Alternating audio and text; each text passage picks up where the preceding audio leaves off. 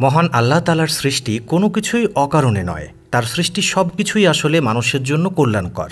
এমনই একটি পাখি পেঁচা, যেটির ডাক শুনতে পেলে কিছু সমাজে এখনও মনে করা হয় সেটা অশুভ। তবে বিজ্ঞানীরা পেঁচাকে শুভ কিংবা অশুভ কোনোটাই মানতে নারাজ।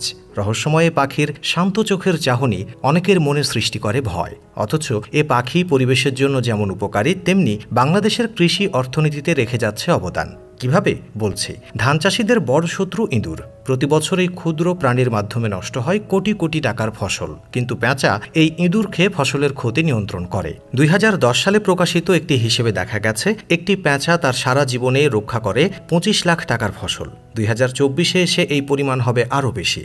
অসুস্থ মাছ জলাশয়ে মাছের সংক্রামক রোগ তৈরি করে, বড় ক্ষতি করে। কিছু পেঁচা সাধারণত জলাশয়ের আশেপাশে থেকে অসুস্থ মাছ খেয়ে এই ক্ষতি রোধ করে। কোথাও পেঁচা থাকলে ওই এলাকায় শত শত কোটি টাকা খরচ করে আলাদা বালাইনাশক কিনতে হয় না।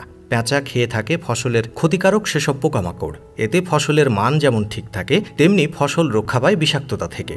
বর্তমানে বিশ্বব্যাপী শিল্পায়ন ও নগরায়নের প্রভাবে বন উজাড় ও আবাসস্থল নষ্টের ফলে দিন দিন কমে যাচ্ছে পেঁচার সংখ্যা। এছাড়া ওষুধ প্রয়োগের ফলে মৃত ইঁদুর খেয়ে তার বিষক্রিয়ায় মৃত্যু হয় অনেক পেঁচার। আগের মতো এখন আর দেখা মেলে না পরিবেশ বান্ধব এই পাখিটির।